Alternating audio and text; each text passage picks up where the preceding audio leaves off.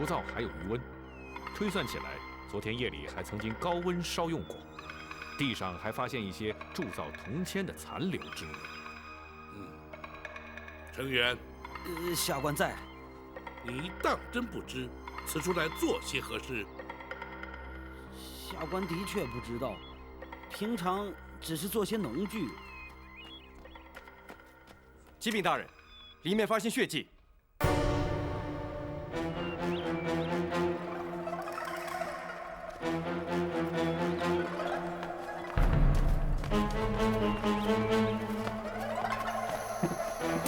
大人，请看。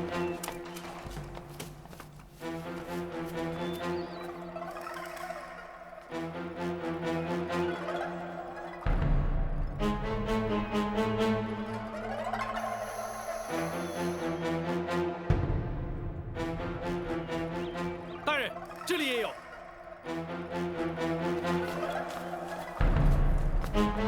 大人，请看。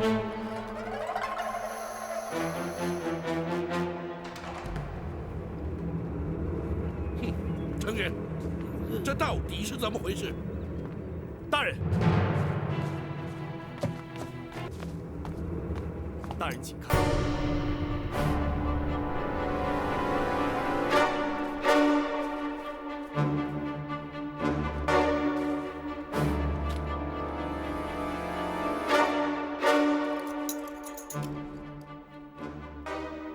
新铸的铜钱。包大人，这下官的确不知道是怎么回事啊！这你不必再说，我们回州衙说话。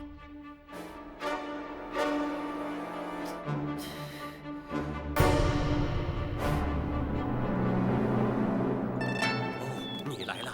哎，唐大人来了吗？还没有，这位长公子跟你一起去。老先生你好，我叫做展云。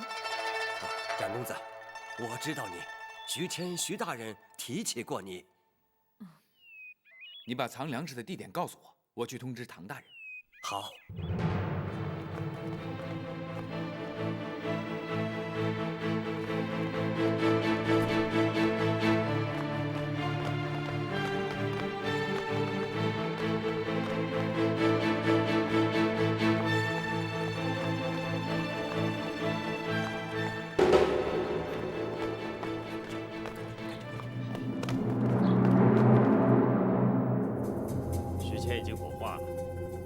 验尸单归档，这件事就算办完了。是。朱捕头，朱捕头，什么事？唐大人已经出府了。什么？不可能！你们有没有看错？绝对没有。有没有人盯着他去了什么地方？有。走。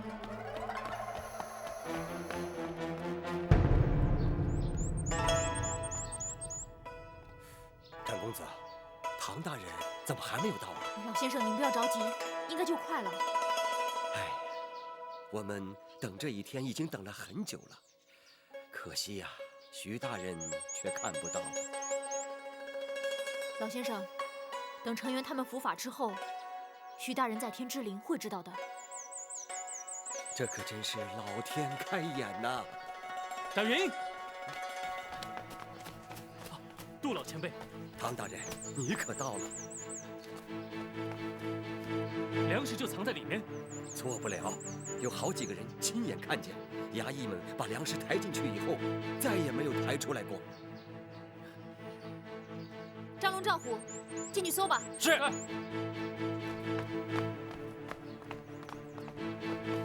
哎，且慢。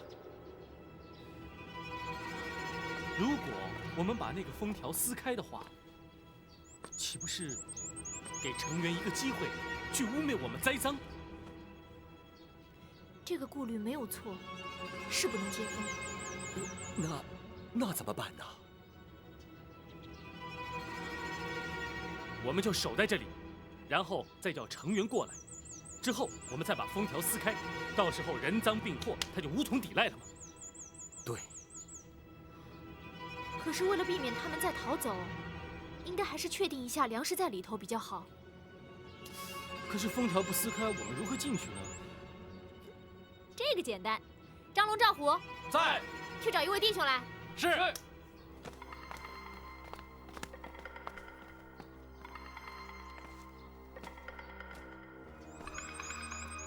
你们进去看看。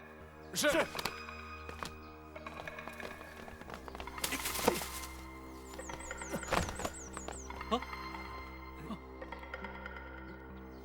这真是个简单的办法。有时候也得变通一下嘛。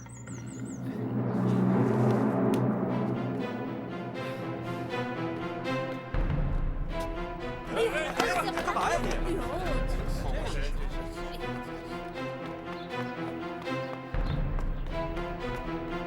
大人，真的，知道了。跟我走。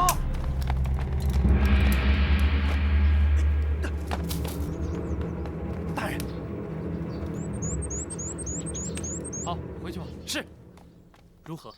里面堆满了粮食。太好了，他们现在啊，一个都逃不掉了。我们守在此处，找个人通知州衙。哎，用不着了。汤大人，你的病好了？没错。哎，朱捕头啊，这座民宅同样被州衙查封的吗？是。里面同样没有任何东西？应该没有。那麻烦朱捕头撕开封条，本官要去查看。汤大人，还是等程大人回来再看吧。住口！里面分明藏着来路不明的粮食，事到如今你还敢抵赖？属下不知道啊。那你为何匆匆赶来？属下私藏公粮，贪污渎职，朱刚，恐怕你性命难保。那都是程大人交办的，属下不敢不从啊。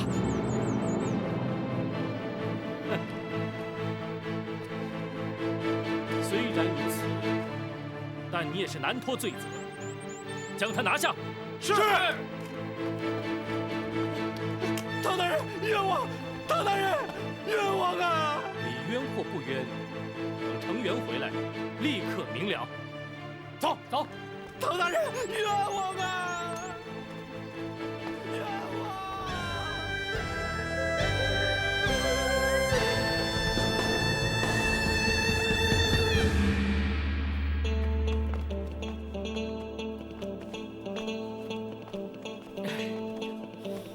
少爷，你刚才真威风，把朱刚吓得魂飞魄散，让人看着都痛快。那就叫官威。以前我在老爷身上也看到过这种神态。其实无所谓官威啊，当时我只觉得有一股气往上冲，连我自己都不知道为什么。因为你理直气壮才会这样，而且说实在的，像朱刚那种做贼心虚的人才会被吓到。通常面对正义公理的时候，他们是无所遁形的。这种事情也常发生在包大人身上。提起包大人，我反而担心，虽然刚才是大快人心，但是毕竟违背了包大人的交代。你没有做错事，有什么好担心的？现在朱刚已经被你押起来了，而程元藏匿的粮食也被你发现了。还是要让包大人先知道，免得事出突然，破坏了他整体计划。反正你现在已经露面了，不如我们去州衙找他们。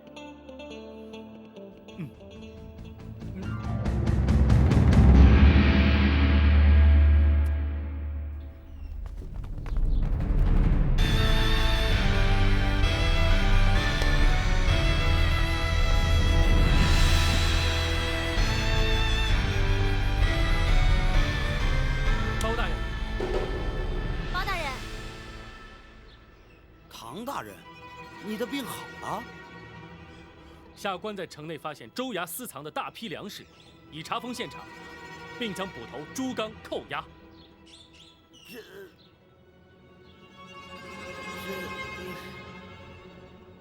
至于程大人，且慢，都进州衙之后再说。包大人，汤通判，本府说的话，你可是没听见？是。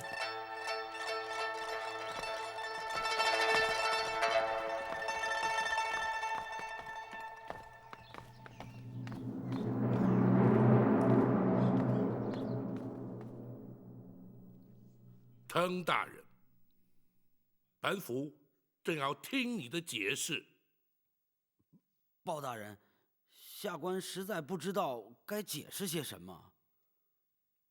好，那本府就逐一询问。城郊湘军的冶炼厂究竟发生了何事？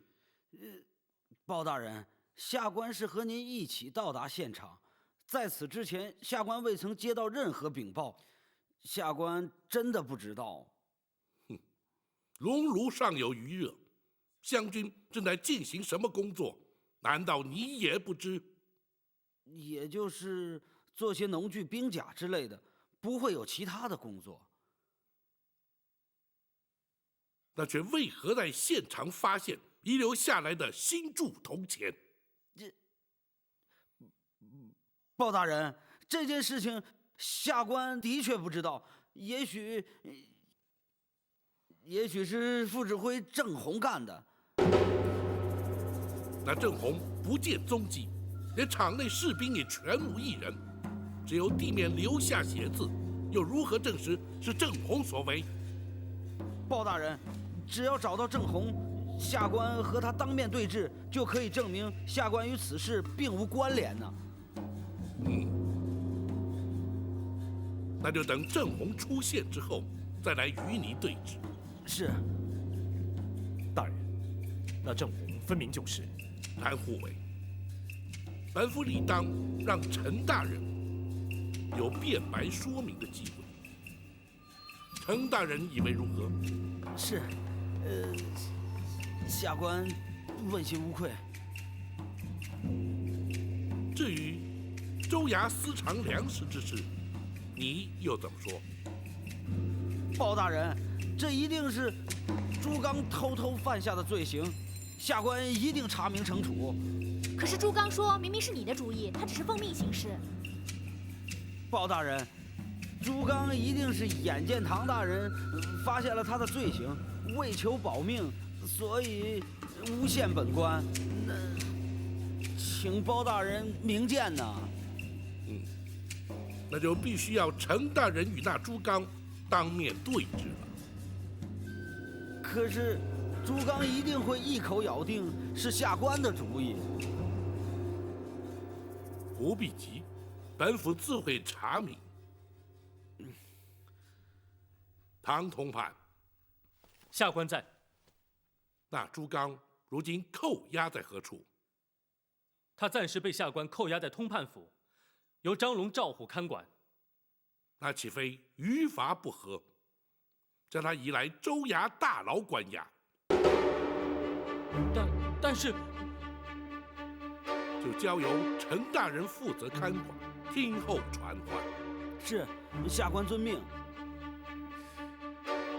大人，朱刚只称程大人涉案，若是交由程大人看管，是不是不太合适？本府自有道理。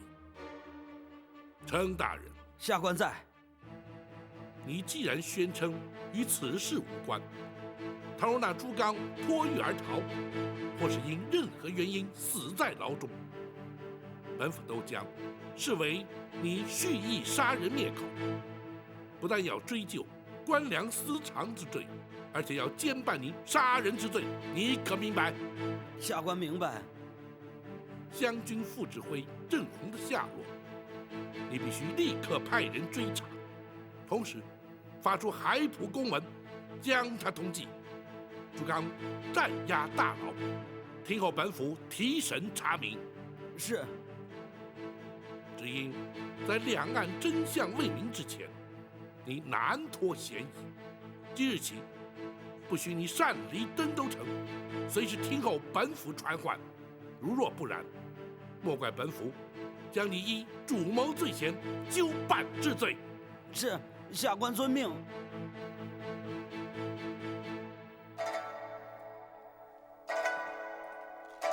恩师怎会轻易放过程元？门生实在百思不解。本府并非放过他，而是时机还未到。那些粮食就是他的罪证，就算他想推到朱刚身上，也不可能啊。既然人证物证都已齐全，在超征粮食、官粮私卖、不法图利这些罪状上，他已难逃制裁，那又何必急于一时呢？大人把朱刚交由程元看管，又逼得程元非得保证朱刚的生命安全不可。此案的确已成定局，就看大人打算什么时候办他了。不错，战不动他，也于事无伤啊。大人，可是湘军私铸假钱一案，如果不马上追究程元，岂不是错过了大好时机？不，依本府推断，此案可能的确与程元无关。大人为什么认为与他无关呢？倘若私铸假钱，程元参与其中，又怎敢如此大胆，让本府去看演练场？如果他心知大人今天会去，昨天晚上毁灭所有证据，也不是没有可能。如果他心知本府今日必去，就不会留下假钱写字等物证，更不会杀了那些工匠，徒增本府对他的怀疑。再者，视察湘军是本府临时提出，他又怎会事先有所准备？难道真是郑红一个人干的？难说，可能连他自己都是在被人利用过后遭到灭口。本府将马汉留在现场，就是要他带着士兵，彻底循着写字清查。倘若程元并未涉及私铸假钱一案，恩师说时机未到，莫非是还想从他身上追查其他的罪状？不错，程元既然与李坤勾结，当然希望能够从他身上追查出李坤的罪行。但护卫在，必须辛苦你盯住程元的行踪，尤其是他与李坤之间的联系。属下马上去。不急，本府已派士兵乔装守在州衙，只要程元离开州衙一步，立刻会前来通知，到时候你再去不迟。是。若是那程元自知难以脱身，趁机弃官而逃，甚至孤注一掷，动用湘军不利恩师的话，岂不是难以收拾？这一点，大人也已有准备。王朝快马兼程，赶去通知禁军指挥胡方，要他立刻调派1营兵马前来，为的就是未雨绸缪。这也是本府所谓的时机。等胡方到来，方可行动。启禀大人，马汉可有所获？回大人，在冶炼厂附近发现一堆新土，挖开之后发现有30-40具尸首。都是些什么人？有些穿着湘军军服，其中一名应该就是郑红。立刻通知程元，带着5座衙役前去验尸立案。是。请展护卫随同前往盯住程元。是。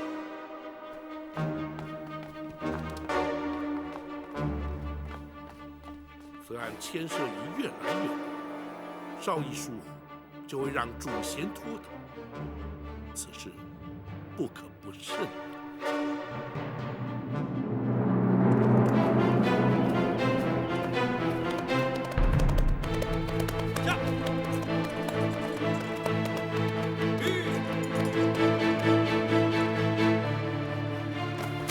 来了，胡指挥，请。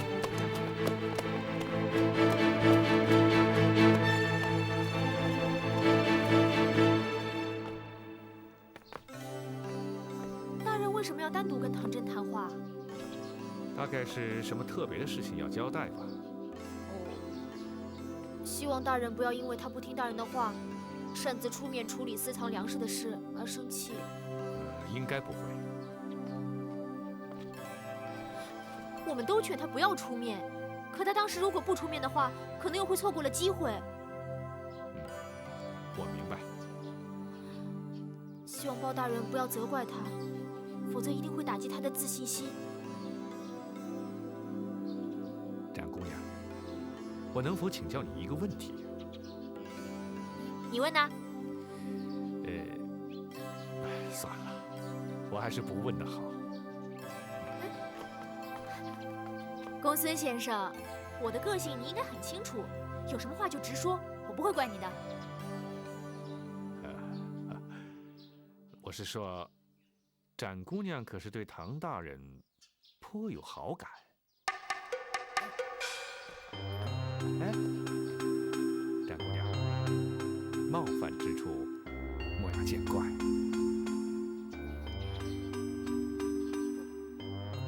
我只是很奇怪，公孙先生怎么会问这个？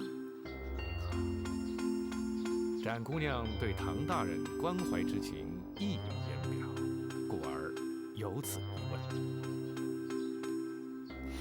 那包大人和我哥呢？放心，这只是在下的观察。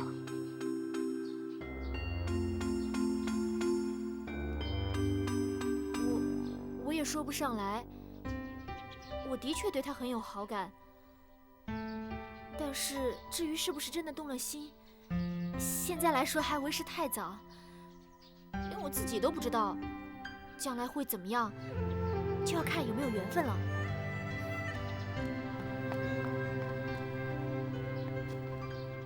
恩师是否对门生自作主张、公然露面而有所责怪？如果是呢？门生愿意受罚。不，凡事皆要因时因势制宜，而不能一成不变。当时你若不出面，的确可能错失良机。你处理得很好，本府毫无责怪之意。谢恩师。本府将你单独留下，是要你随时做好接管州衙的准备。此话怎讲？成员犯法已是事实，一旦将他查办，登州势必群龙无首。你身为登州通判，临时监管战代势所难免。在朝廷派下新任知州之前，你是责无旁贷了。这门生阅历不足，恐怕难当大任。这就不对了。有谁在初当大任之时便是阅历丰富的？便是本府当初，莫不也是如此？只要一心为公，清廉自守，当可无碍。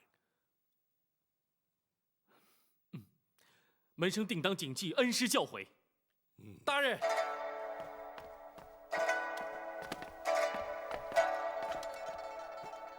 启禀大人。那成员见过尸首之后的情形如何？成员已将一干尸首验看处理，郑红的确是死者之一，是遭人利刃刺腹而亡。展护卫因何未返？展大人唯恐成员有所行动，不及赶去，所以暗藏州衙，随时监视。如此一来，成员必定惊慌失措，倒是个契机啊！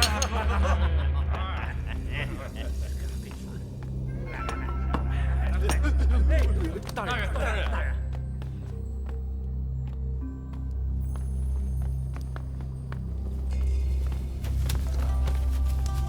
大人，你们先出去吧。是。大人，你快想想办法放我出去吧。把你放出去，那我怎么向包大人交代呢？大人，朱刚，你的胆子也太大了，竟敢瞒着我私自藏匿官粮。可是，这都是你交代的呀。有谁能证明呢？你，朱刚，既然你已经被抓住了，你就一个人承担下来，这样我还可以帮你照顾一家老小。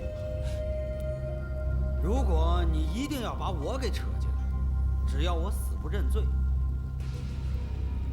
账还是会算在你的头上。你，不过到那个时候，可就没人照顾你的家小。大人，你不能这样对我。这些年来，我一直对你忠心耿耿。那你就继续对我忠心吧。可是，你一定要想清楚。大人，大人！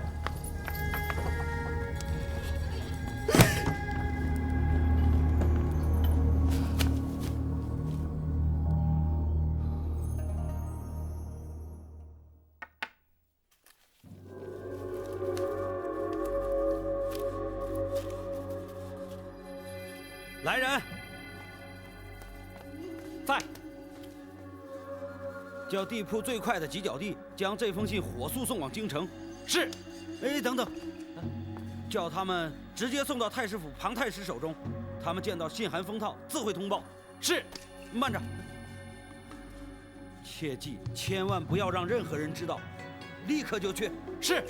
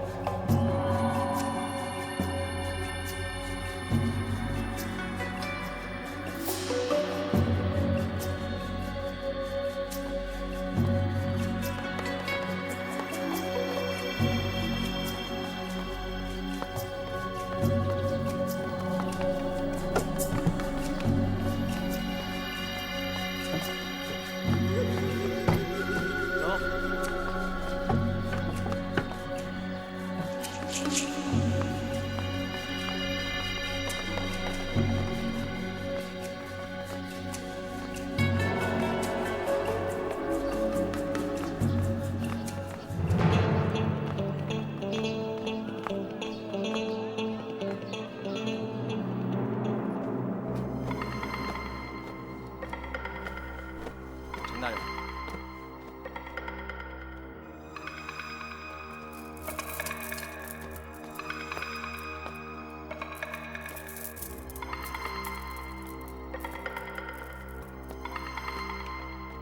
哦，程大人，你不是陪着包大人呢吗？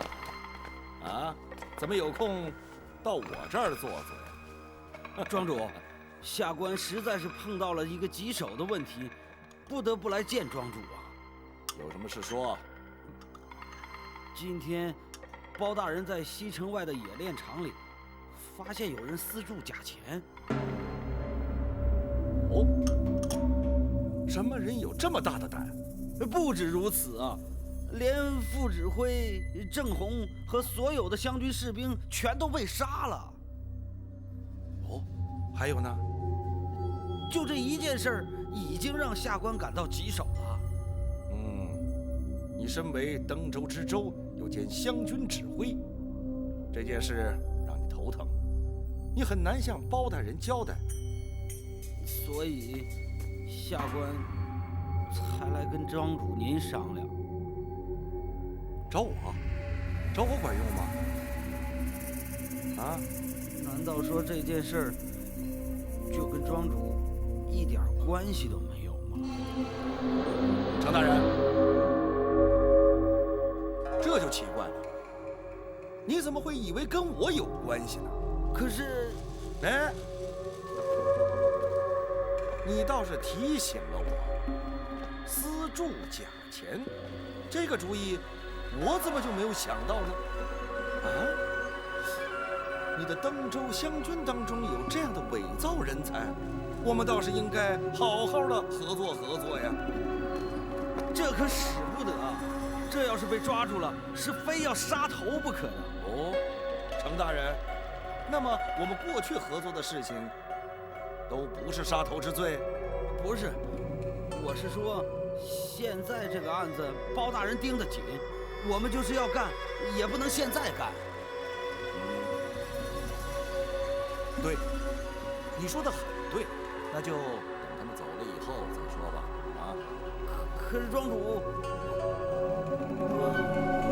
还有别的事情吗？下官私藏了一批粮食，被包大人发现了，他迟早要追查到我头上。不知道庄主能否帮助解决此事？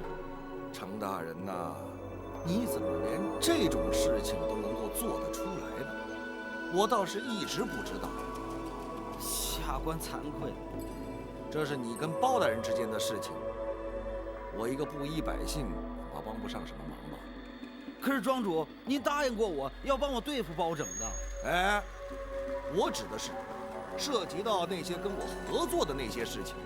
这件事情跟我没关系，我也不会出面，我没有必要跟他作对啊。可是庄主，一旦我被包大人抓起来，那他势必会查到我们合作的每一件事的。程大人，我怎么听你说这话，好像是在威胁老夫呀？啊，不，我怎么敢威胁庄主？我这实在是……这件事情你自己想办法吧，我是无能为力了。庄主，庄主，程大人，你还是先回州衙吧。如果是包大人真的追查我们之间的事情，我们庄主一定会再想办法的。你还是先回州衙吧。庄主，好了，别想太多了。庄主，行了，好了啊，慢走啊，程大人，不送了。庄主，包大人真的在追查贾钱的事，会不会？不要担心，你和段武把那些手下处理得怎么样了？段武已经把他们集合起来，马上就会把他们一起解决掉。这么快，留下就是祸害。是，庄主，程元的事情真的不管。当然不管，我们不能惹祸上身呐。要是他供出和我们合作的事情，他口说无凭，包拯动不了我。是。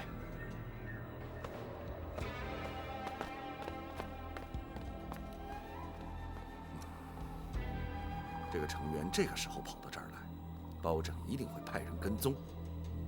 严冬，你去看看。要我杀了跟踪的人？我不会那么便宜你，你就当做保护我不受伤害。至于杀不杀人，那是你的事情，可不算3个名额之内啊。你倒是算计得够精。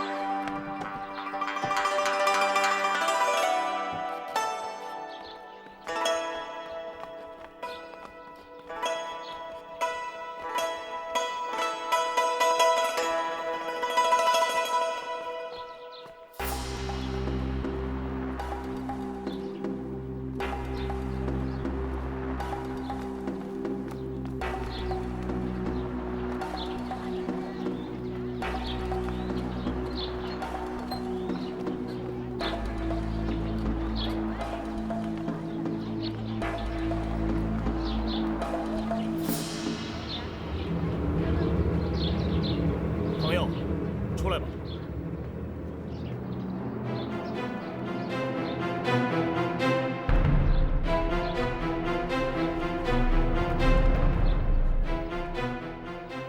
为什么要跟踪我？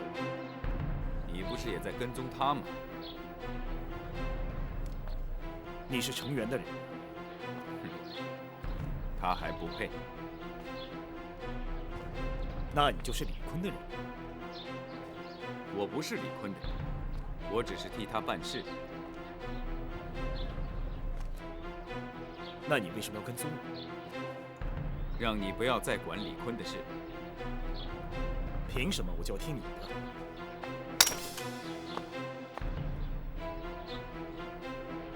你就是严冬。你认得？我不认得你。我只知道李坤的身边有一位用刀的高手。我倒想试试你的第3刀。只怕第一刀你就接不住。展云都可以接住，我也一定能接住。你不用第3刀，你是摆平不了这件事的。你是在逼我？我没有逼你，我只是奇怪，辽东严家严三刀，怎么会有你这种后人？你到底是什么人？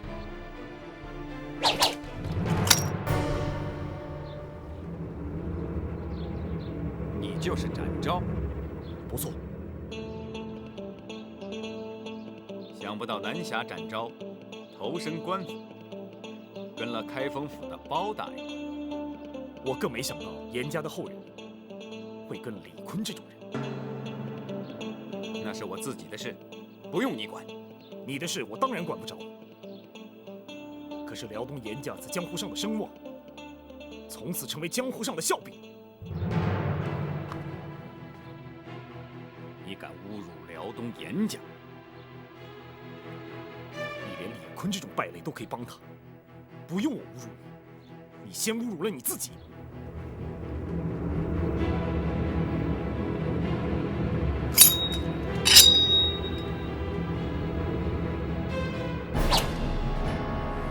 用你的第3刀吧，否则你打不过我。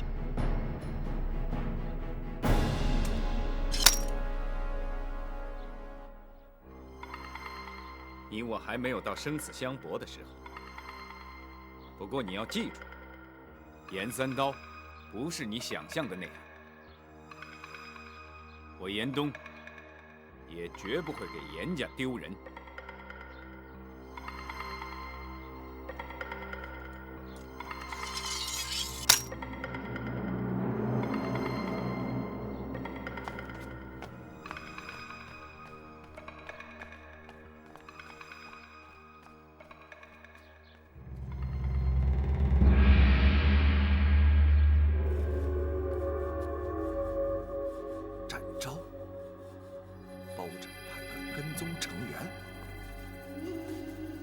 不错，他已经盯上你了。记得你说过，即使遇上展昭，你也能确保我的安全。我是说过，那就好。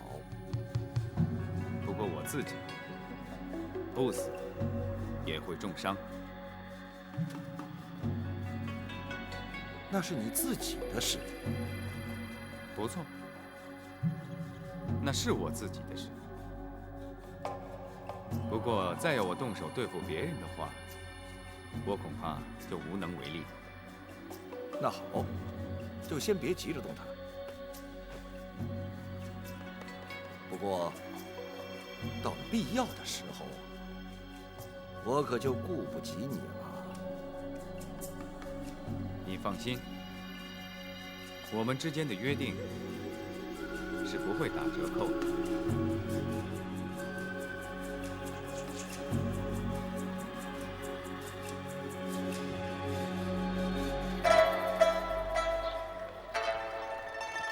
来，喝，兄弟们多喝点，多吃点啊！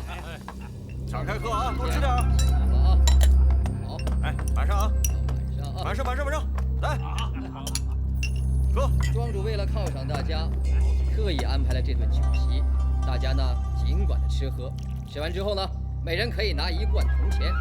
来，干了！哎，兄弟们，来，听我说2句。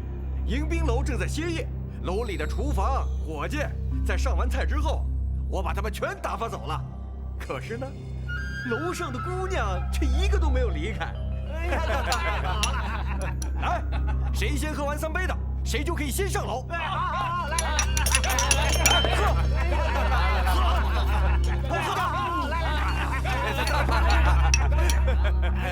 来，都满上，都满上。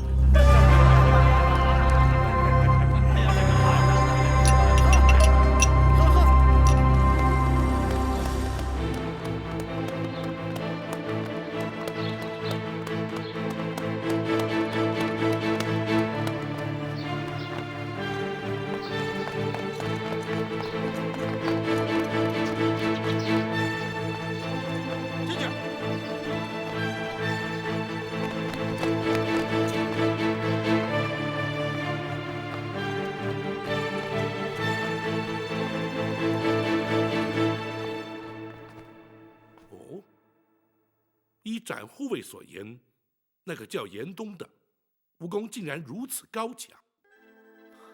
翟云跟他交过手，应该很清楚。我只跟他试了2刀，第3刀不知道能不能接得下来。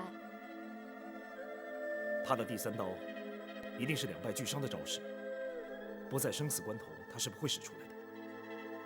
既然如此，将来要去抓李坤的话，他岂不会是个阻力？还不至于。对于他，我还有点把握。启禀大人，王朝回来了。启禀大人，胡方的兵马已经进城了。好，立刻前往州衙，将成员逮捕归案。是。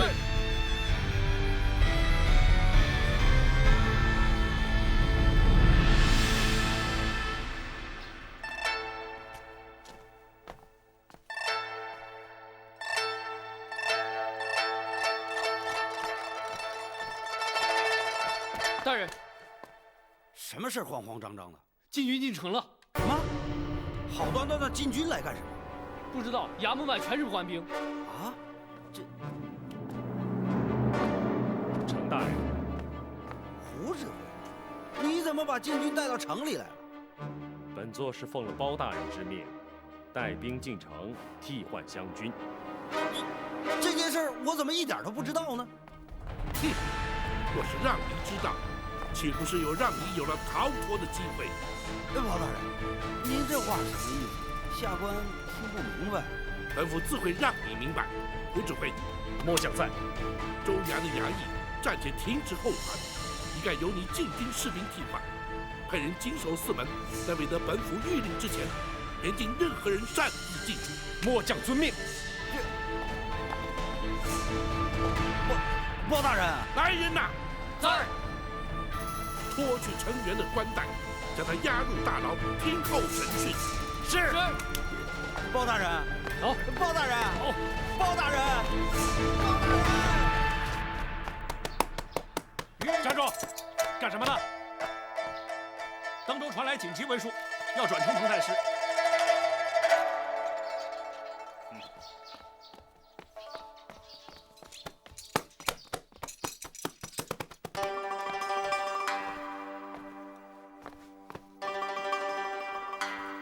大人，这是登州来的加急信件。哦。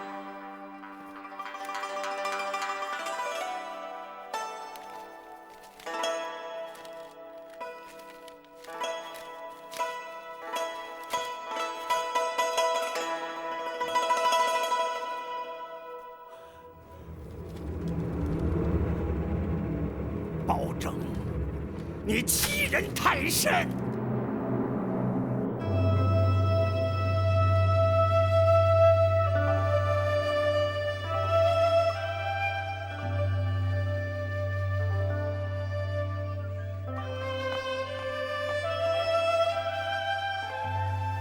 启奏娘娘，什么事？庞太师求见。哦，快宣。是。请。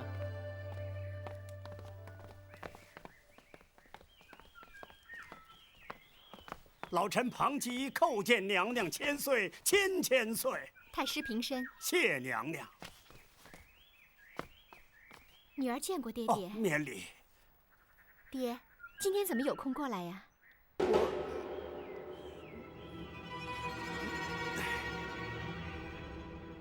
你们都退下。是。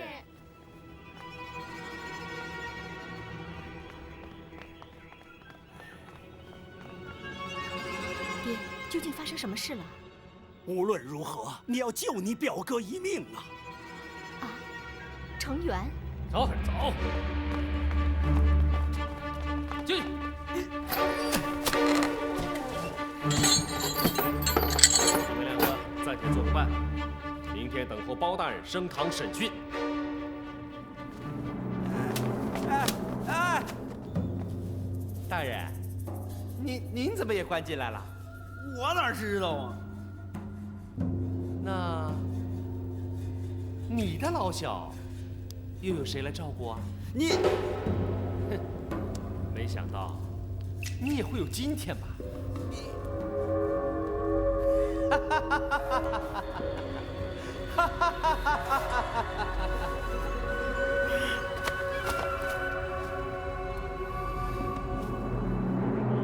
说起来都怪爹，我和包拯一向不和。当他知道程元是我的外甥以后，他就想尽办法整他。哎，可怜的是无辜的程元呐。爹，如今程元的情形如何了？他在信函中说，包拯已经盯上他了，说不定啊会胡乱给他安上一个罪名，把他处死。他是你姑姑的独生子，是你的亲表哥，难道你见死不救吗？我在包拯眼里，既没有你爹这个当朝太师，更没有你这个庞妃娘娘。没想到啊，把你选进宫里，蒙受皇上的宠爱，结果是我们庞家家破人亡。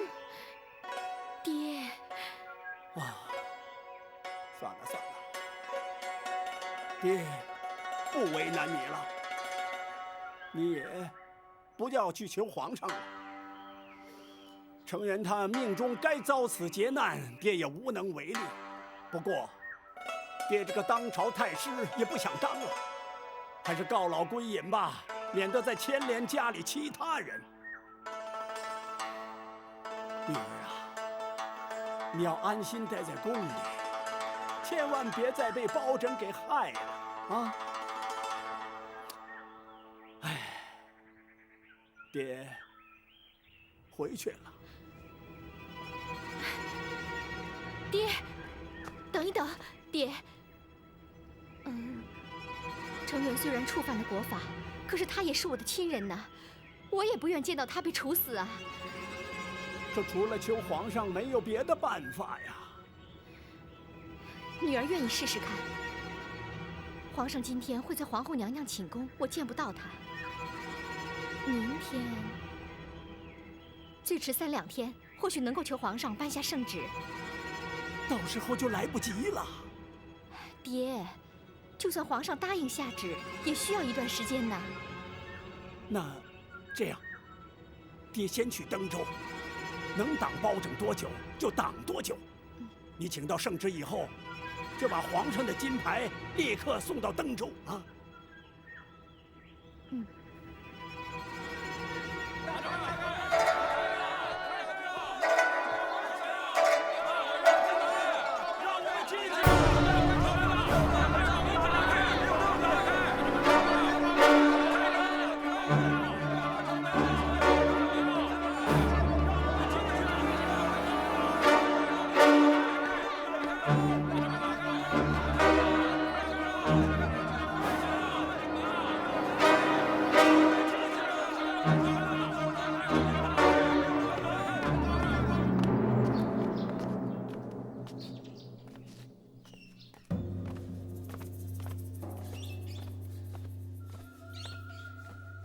庄主，事情都已经办妥了，都处理掉了，都死在段武的手上，一个都没漏。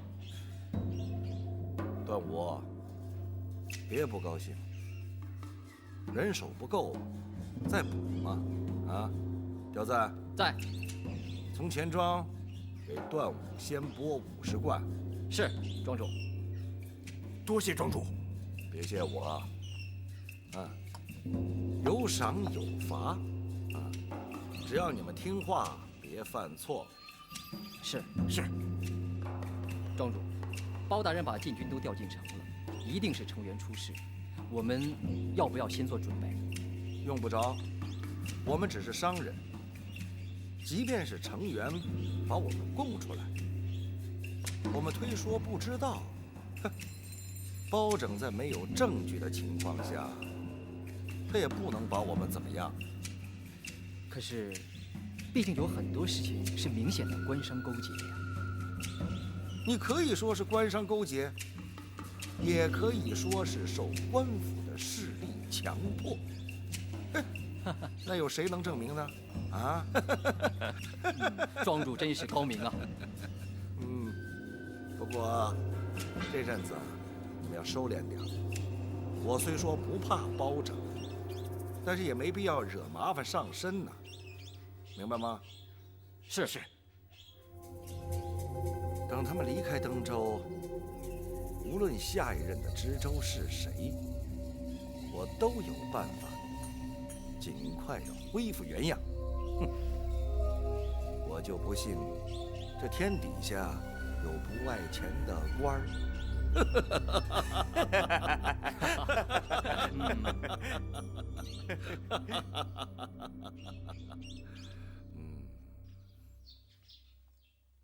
汤真，门生在。成员已被收押，依照朝廷体制，你这登州通判，理当代理知州之职，待全案终结，上报朝廷之后，则会派遣新任知州，到时候你再进行交接。是。明日起，本府将会审讯成员朱刚，并逐一追查李坤涉案部分。你忙于州务即可，不必参与。州衙里头能够有什么事呢？事情可多了。首先，要从现有的官员当中挑选能够适用的人，也可以给唐大人不少帮助。啊，至于人选方面，可以询问杜委那些退休官员，甚至可以请他们来帮忙。哎，对，他们一定能够提供不少的经验。还可以清查州衙的文书和旧案，说不定可以从中知道成员和李坤官商勾结的证据。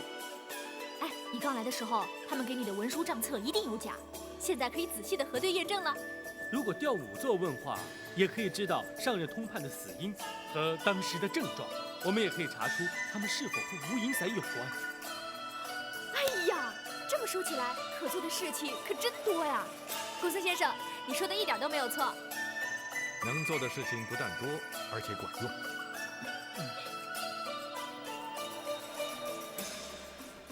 大人，看来唐真真的可以当一个不错的官。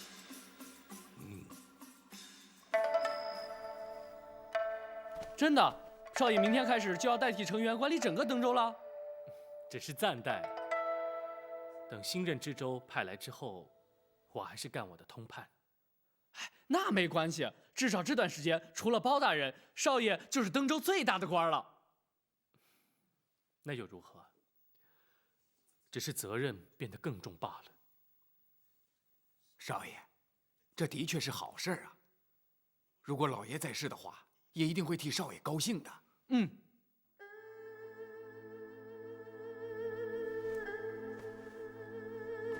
我只是不敢辜负我爹对我的期望。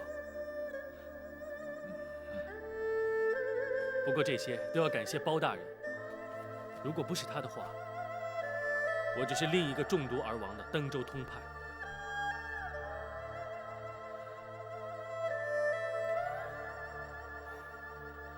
接下来呢，就要看我有多少能力了。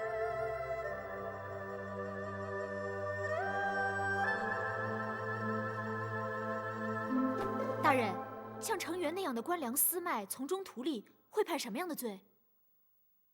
在我大宋律例之中，刑罚轻重不等。依这项罪行来说，罢官去职总是免不了的。啊，就这么便宜了他？还要是情节轻重，判他个5年到10年的刑期。哦，可是他的罪行不仅如此，大人，难道你打算只办他这一项罪行吗？当然不会。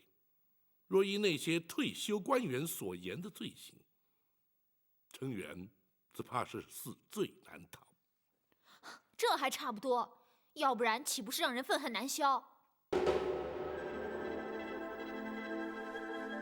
詹姑娘，刑罚的主要目的在醒世警俗，而并非单纯的出气泄愤。若因为惩罚一个作奸犯科之人，能够让大多数的人引以为戒，那才是刑罚的真正目的，也就是所谓的刑期非刑的道理。可是除了粮食问题之外，我们还没有掌握成员其他的罪证。如果现在把他关起来，其他的罪行又怎么追查呢？提得好，这就是本府要唐真接手州衙的原因。他可以从州衙的文书案卷之中查出有用的资料，我们也可以利用审讯成员之时，挖取更多的罪行。大人，成员跟李坤既然相互勾结，如今成员已经押在大牢，那李坤应该有所举动才对。不错，胡方的兵马守住城门，防止李坤逃出城外。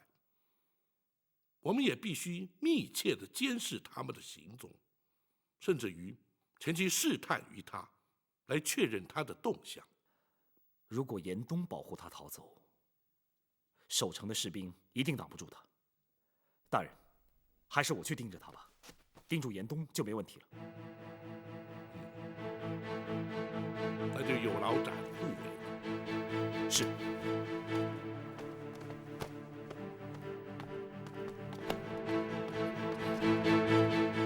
大哥他就是这样，决定的事情就要马上就去。自从展护卫跟随本府办案之后，想必不如在江湖之中来得惬意啊。大哥他心甘情愿，而且也做得很好。要是换作是我就不行了。不，展姑娘虽然经验稍显不足，却已经难能可贵了。多谢大人夸奖。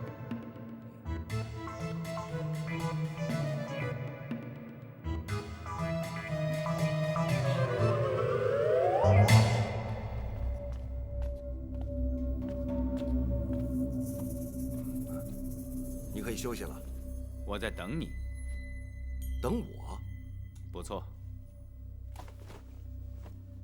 我要知道，你是不是打算离开登州？你这是什么意思啊？包大人已将登州城4座城门封闭，防止你逃走。我为什么要逃跑？他抓成员是假，抓你才是真。我们又没有把柄在他手里，哼，他抓不了我。我说过，还有刁赞和段武。我也说过，他们2个人是不会出卖我的。刁赞也许不会，段武，就很难说了。那是你平时老是看他不顺眼，那是另外一回事。唐真能从无影伞底下逃出一死，那去毒之人，难道就不知道他中的是什么毒？知道又怎么样？知道无影伞之后，就可能查出段武，再加上成员的证词，你能确认构不成抓你的证据？如果你想要逃出登州，趁早决定，我还有把握把你带出去，否则就很难说了。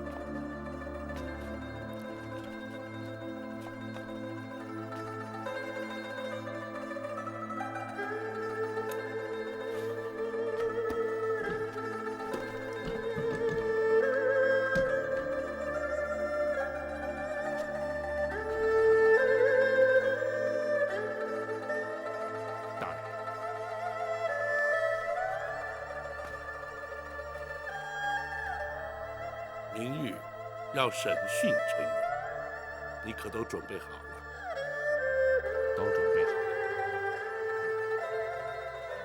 明日必须对他用点策略，否则他不会轻易招供。是，学生明白，学生也已经知会展姑娘了。那就好。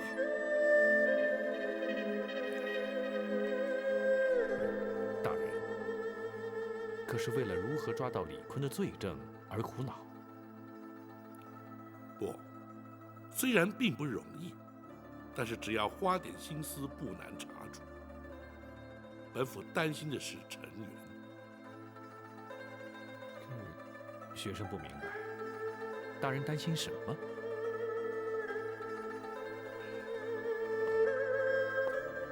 以程元和庞太师之间的关系，恐怕一旦处置了程元，本府与庞太师之间的矛盾只会越来越深。大人是担心遭人非议，误以为大人是蓄意针对庞太师，而将程元治罪的。不，本府执法一生，向来对事不对人。若是计较人言，也不会办案至今。对本府而言，只要问心无愧，毁誉得失都无足轻重。既然如此，大人又何须顾虑呢？庞太师虽是父以女于贵，坐上太师之位，但既然同朝为官，总不能交相攻讦，那岂是朝廷之福？程元一案，只怕会雪上加霜，今后难有明日了。大人一心为国，天下皆知，想必皇上心中也都明白。皇上虽贵为一国之君，却难免也要顾及庞娘娘的颜面。大人是皇上为了登州通判之事才被派来登州的。正因为程元和庞娘娘的关系，无人敢查办此案。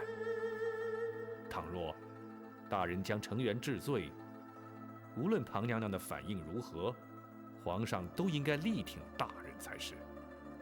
倘若仍然听信庞娘娘的谗言，岂不是令人心寒？臣论君妃有悖纲常，此事不提也罢。是，学生失言了。无论如何，程元既然涉案，就该依法惩处，其他皆不足虑。即使如此，触怒了庞娘娘，而遭皇上斥责，本府也甘之。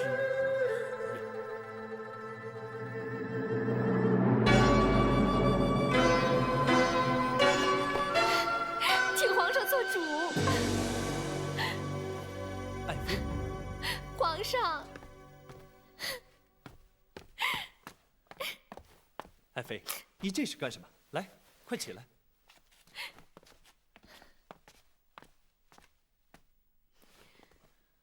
快跟我说说，是谁欺负你了？皇上，是包拯包大人。爱妃瞎说，包大人已出京数日，何来对爱妃有所不敬啊？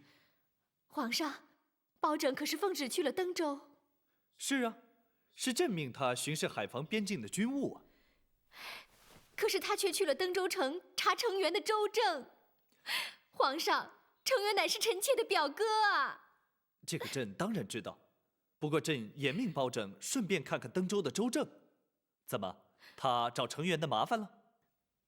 皇上，包拯和臣妾之父庞太师素来不和。包拯去了登州城，假公济私，要将程元处斩，请皇上做主。这个包拯也太过分了。爱妃可知那程元是犯了什么样的过错，包拯非要将他处死？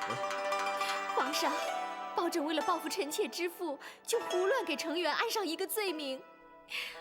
皇上，请立刻下旨去登州，救程元一命。爱妃，你先别着急，此事爱妃是如何得知？可确有此事？是太师说的。皇上再不下旨就来不及了，臣妾跪求皇上了。好，朕答应你就是了。你快起来吧。谢皇上。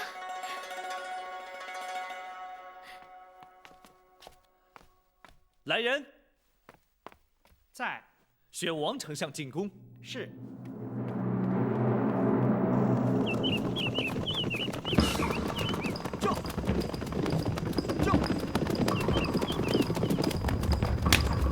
庞顺，快点儿，给我再加快呀！快点，知道吗？快呀！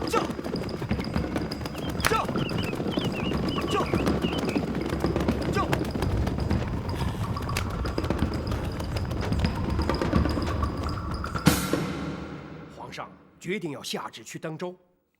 不错，朕不能让包拯真把程远给杀了。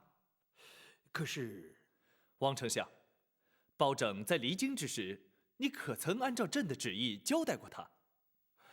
回皇上，老臣的确交代过包大人，叫他无论如何依法而行，查出登州，通判一案。好，朕让他查案，他却杀人，你说朕能不下旨阻止他吗？皇上，或许那程元的确是犯下了死罪呀。不，庞太师却说他有假公济私、报复之嫌。皇上，老臣敢与性命担保，包大人绝不会假公济私、公报私仇啊！朕当然也知道，包拯绝不至如此，怎奈……皇上莫忘了，当初皇上下旨令包大人前往登州，就是因为朝中百官无人敢查，无人敢办。如今包大人查出那程元有罪，而皇上却又下旨不让他办。所谓君无戏言呐，老臣唯恐皇上会因此而失信于臣呐。王丞相，你先起来吧。谢皇上。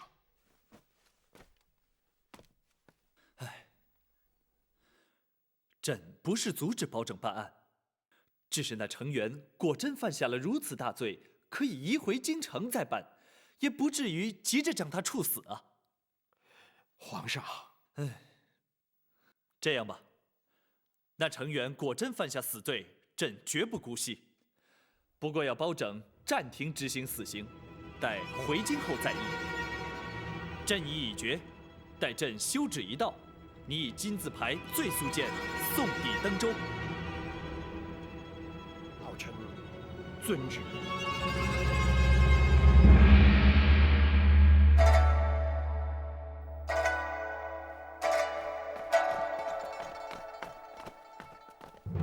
跪下！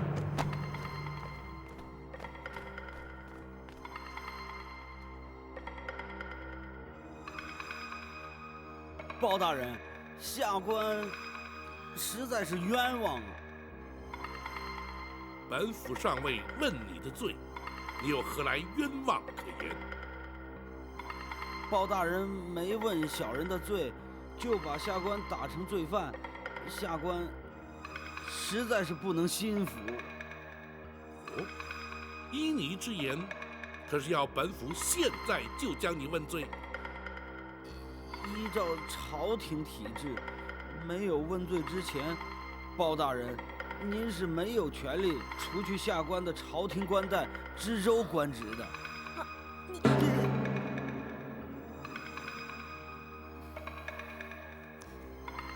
好，既然如此，本府就传令升堂审讯。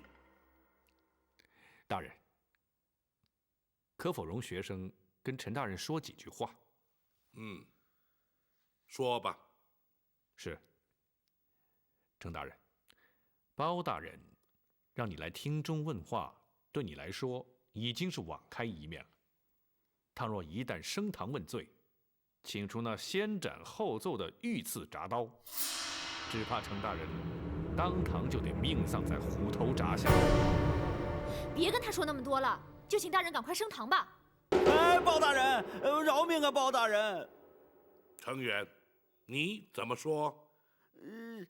下官知错了，请大人就在厅中问话吧。下官有问必答，绝不敢隐瞒。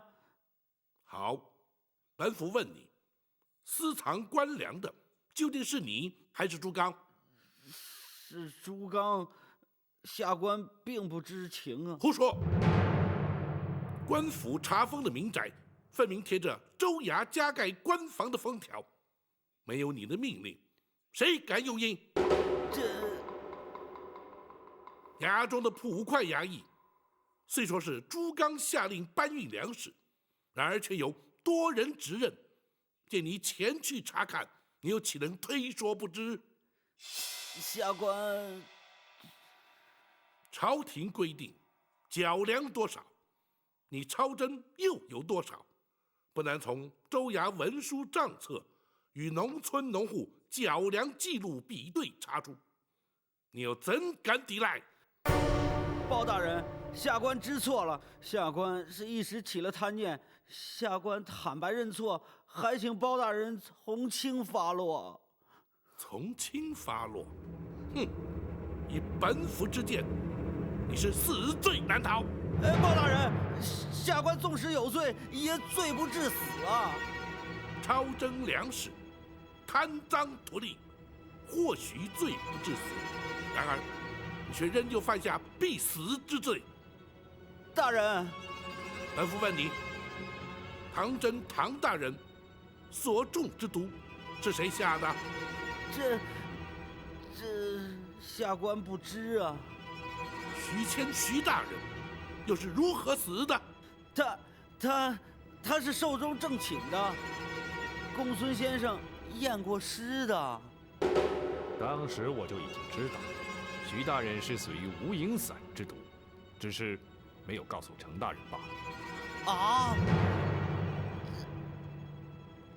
还有，那前任通判入新，以及好几位退休官员之死，恐怕你也难逃罪嫌。包大人，这个小人不知啊，这都是李坤派人干的。展姑娘，这李坤可是你曾向本府提及的钱庄庄主。是啊，这位四海钱庄的李庄主，好像和程元的关系非比寻常啊。不，小人一向是以官府身份同他往来的。不论你是以何种身份与他接触，你又怎会知晓是李坤派人下的毒？难道是你与他同谋，或者根本就是你支持下毒？不是，包大人，我实话实说，那都是因为他们妨碍了我跟李坤生意上的合作。我询问他该如何处置，是李坤自己说要毒死他们，小人实在不是主谋啊。那李坤又是派何人下毒？银沟毒坊的段武。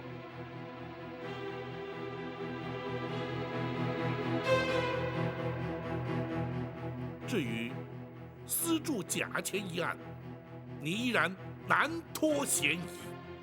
倘若被本府查出是你主使铸造，再杀害郑红等30-40条人命，程元，你万死也难赎其罪。包大人，这件事情的确跟小人无关啊。小人也怀疑是李坤他干的，所以也尝试着问过他。他如何回答？你又怎会问他？他不肯承认，不过的确是他让小人叫郑红去见刁赞的，所以我就怀疑这件事儿与他有关。那刁赞可是四海钱庄的掌柜，就是他。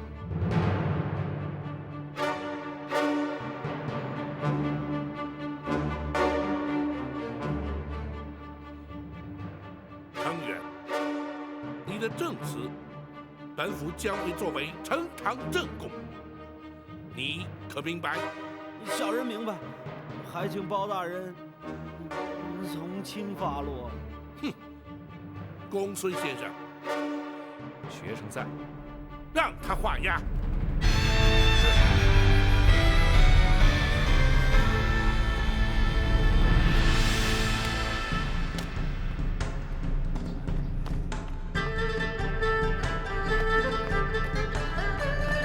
你们俩回来了，回来了。老管家，包大人是不是已经回府了？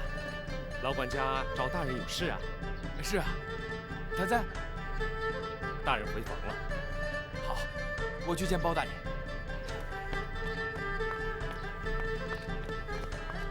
他又急什么呀？他那么高兴，应该没事。包大人，包大人，包大人，包大人，包大人，唐福来叩谢包大人。快起来吧。谢包大人。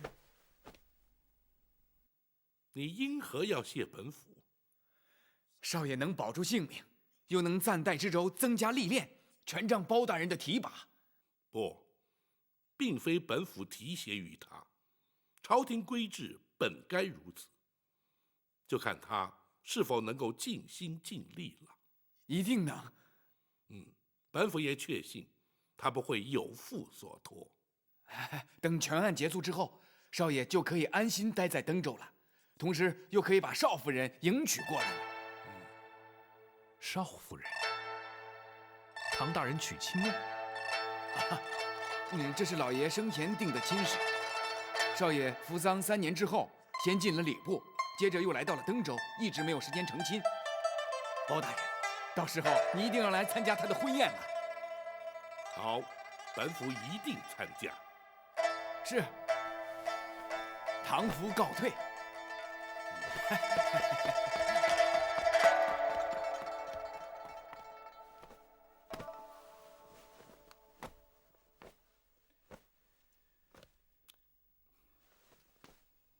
公孙先生，大人，怎么了？没什么。公孙先生当知瞒不过本府。这唐真是否娶亲，又怎会让公孙先生如此震惊呢？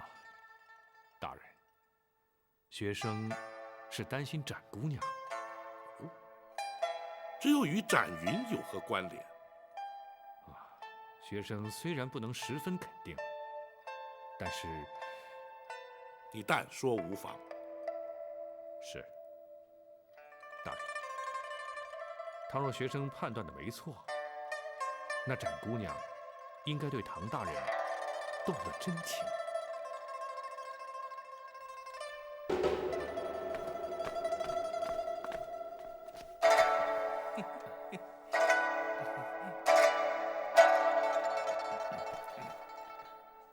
诸位大人，唐大人，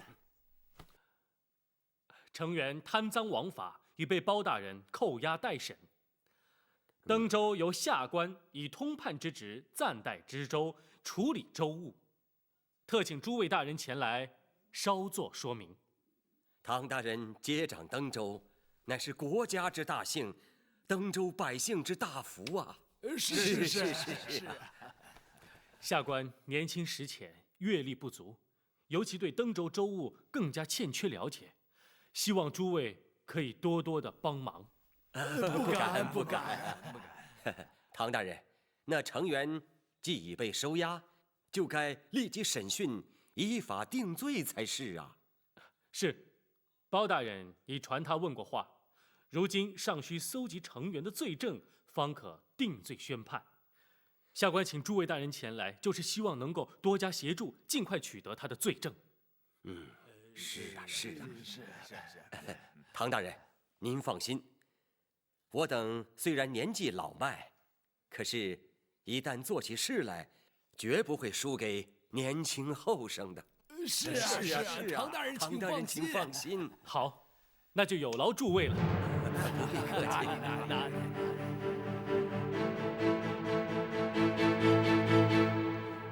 唐真既已定下亲事，绝无道理毁去婚约，恐怕展云要受到不小的打击。所幸他还没到无法自拔的地步，或许他还能承受得住。此事不宜拖延，必须尽早让他明了实情，以免越陷越深。是，学生会找机会点醒于他。不，她是展护卫之妹，这种事还是让展护卫去处理较为妥当，也免得伤及展护卫的颜面呢。是。啊，大人，原本要展云陪同唐真一起到李坤府邸试探于他，如今是否依旧进行？还是要做，不能因为他们二人之间可能产生的困扰而影响全局。再者，倘若刻意回避，反而弄巧成拙，更加不妥。是，大人。等唐真由州衙回来之后，学生便约他们一同听大人吩咐。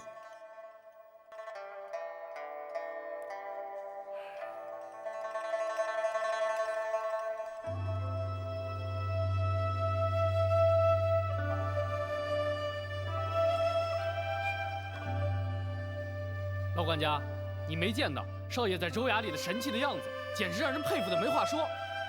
那当然，站在少爷身边，我都觉得自己挺神气的，好像连我也是个官了。如果让你当了官，老百姓就倒霉了。哎，老管家，你就那么瞧不起我？不是我瞧不起你，当官没那么容易。像程元这样的官，不就是杀人的刀吗？唐福说的没错，官员掌管着朝廷赋予的权势，若是不能知所节制，并且长存为民谋福之心，稍有不慎，就会成为朝廷百姓的祸害。我知道少爷绝不会这样的。不但我要时时警惕，你们呀也要随时的督促我。当然，更加不许你们仗势欺人、胡作非为了。是。唐真。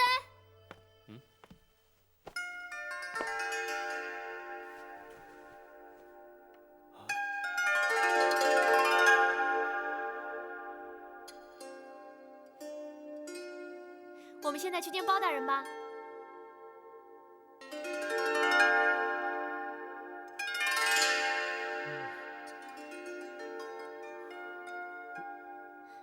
你们三个人干什么？不认得我了？是展。哼，现在可以叫我展姑娘了。展姑娘，你怎么又换回来了？现在李坤那边的人全知道我是女人，我干嘛还要装下去啊？可是，干嘛？不喜欢？那我再换回男装吧。哎，别，还是这样好，还是这样好。展姑娘，这么标致的姑娘，还是女装的好啊。是吗？不错，你恢复女装啊，实在好太多了。现在不会怕别人说闲话了吧？当然不会了，展姑娘取笑了。干嘛不叫我展云了？展姑娘显得好陌生哦。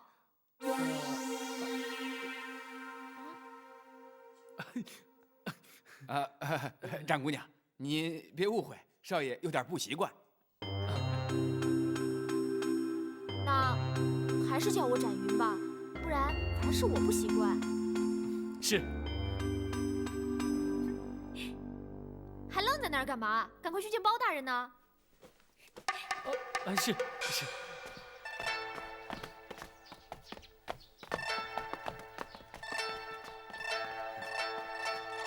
展姑娘的确是个开朗大方的姑娘。可是少爷怎么变得不大方了呢？去，别在这儿瞎说。程元被关押之后，李坤的反应如何颇为重要。本府要你前去试探一番，也好准备好因应对策。是，不知道恩师想要试探他哪些反应？看他是有恃无恐，亦或是惊慌失措，是胸有成竹，亦或是方寸大乱。不妨以程元坦诚官商勾结之事作为试探，听听他的说辞。更重要的是，根据他的反应来推断他可能的动向。是，门生稍后就去。为防万一，本府会派张龙、赵虎陪你前去。大人，那我呢？少了我可不行啊！当然少不了展姑娘，真正保护唐真安全的，非你不可。我就知道唐真这辈子都少不了我。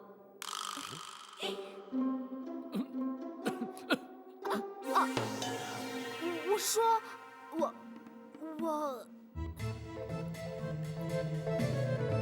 展姑娘，你只要特别留心严冬就行了。张龙、赵虎可以对付其他的人，绰绰有余。我知道。展护卫一直在李坤府外守候，如有需要，可以请他接应。你们去吧。是。是。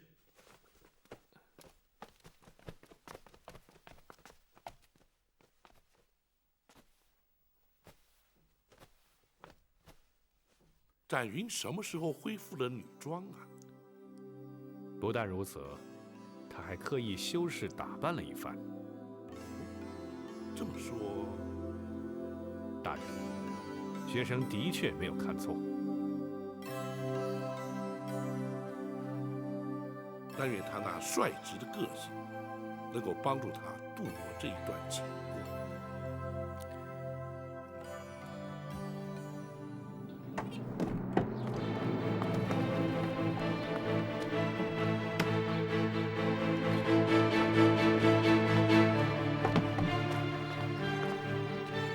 找你们李庄主。是。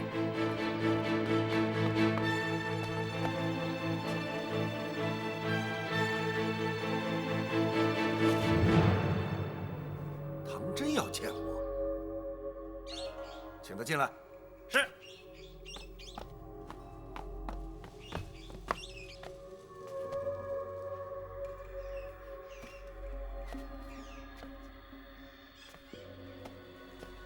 他来干什么？如果要抓你，来的必定是包大人。哼，他根本就没有证据抓我。哼，我倒要看看他打的是什么主意。几位里边请。请。哎呀，唐大人，哈哈，稀客稀客稀客呀！请请请，请坐请坐。哎呀，哈哈哈哈哈！李庄主，这位是展云展姑娘，你还记得吗？啊，记得记得，当然记得。不过，展公子却变成了展姑娘。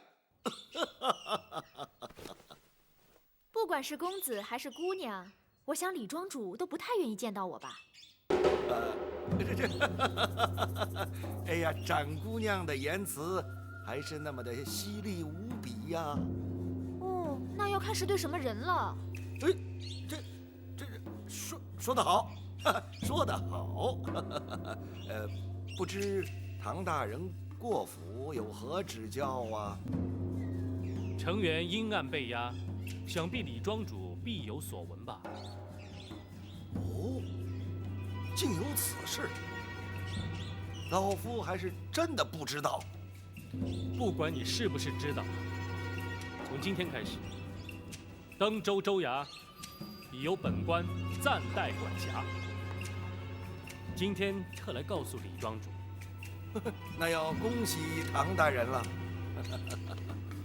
那李庄主是不是要像对程元一样，给唐大人也在钱庄里开个户头啊？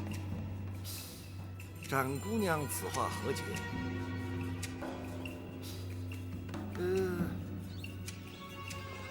老夫怎么听不明白呀？哎，你忘了上回我们在此地的对话了吗？啊？哦，展姑娘指的是这个呀。哎呀，真没想到，唐大人竟然亲自出马，向我这种殷实的商人索要贿赂。李庄主，唐大人，无论你打算怎么样对待老夫，老夫自经商以来，一向是脚踏实地，将本求利。唐大人若是向老夫索贿，哼，老夫是绝不接受。唐大人并没有向你索贿，而是你和程元之间，我从未给过程大人任何贿金。你钱庄里没有他的户头？当然没有。唐大人，若是不信，请立马到钱庄里去查。那倒不必，我相信查不出什么来。哎呀，多谢唐大人对老夫的信任。